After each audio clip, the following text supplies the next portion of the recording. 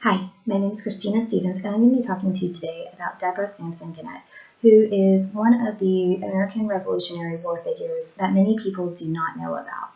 Deborah Sampson was born on December 17th, 1760 in Plimpton, Massachusetts, to her parents, Jonathan and Deborah, whose surname was Bradford Sampson. She was one of 7 children, and she was born into poverty-stricken conditions.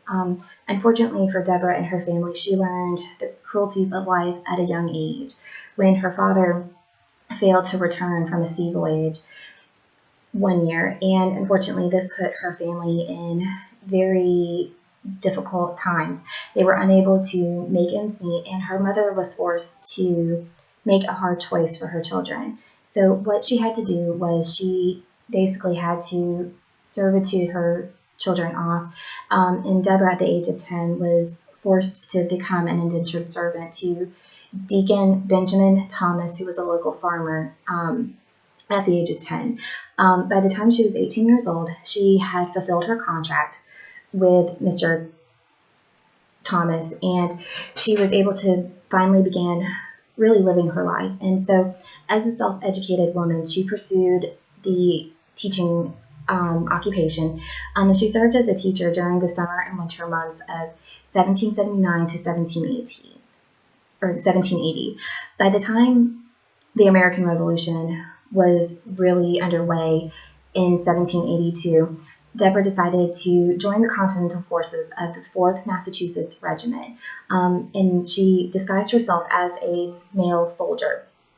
During her time in the Continental Army, she became well known for her leadership capabilities and her heroic actions. She was able to go about a year and a half without being discovered.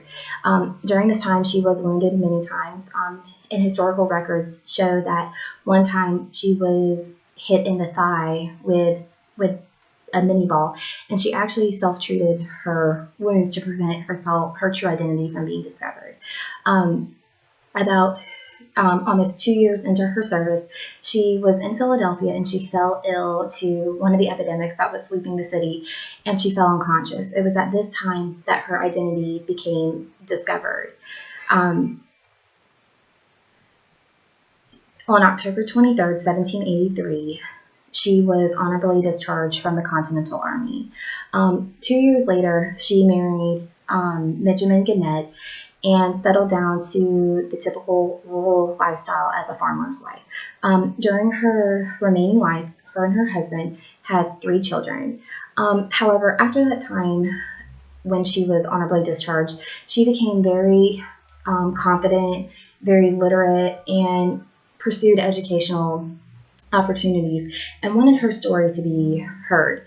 She sought to make her story known and empower women, I personally feel, to let them know during a time that women were basically considered the underdog in a very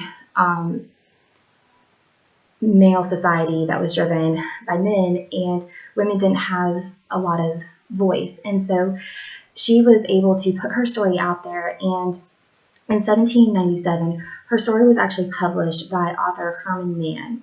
And by 1802 to 1803, she was able to go on a year-long tour of New York City and New England, going around telling her story and about her experiences during the Revolutionary War.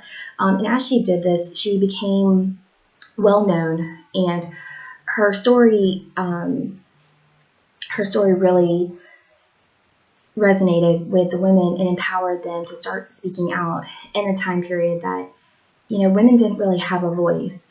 And sometimes during that 1802, 1803 time span, she would actually speak on her lectures and dressed in full military uniform. And she was really the first woman in the New World to really put herself out there and share her story. She died at the age of 66 in 1827. Deborah Sampson Gannet, in my opinion, is one of the Revolutionary War figures who has not been given a lot of credit for what she did. She risked her life, despite being a female, to serve her country. She was able to give a voice to women during an era where women's voices were suppressed. Her story was put out there finally in 1797, and she inspired people. I know upon reading her story many years ago, I was able to personally make a connection with her because of her bravery, her dedication, and honesty, her loyalty to her country. After her service in the Continental Army, she did go on to live a middle-class lifestyle, which I believe she earned for playing a part in the Revolutionary War. And so she was able to change her lifestyle from being born into poverty to ending her life with living a moderate middle-class lifestyle and making a better life for her family. She is one of the Revolutionary War figures that will forever be historically and known for her courageousness, her dedication, and loyalty to her country during an era where women were not encouraged to speak out or take action. Thank you.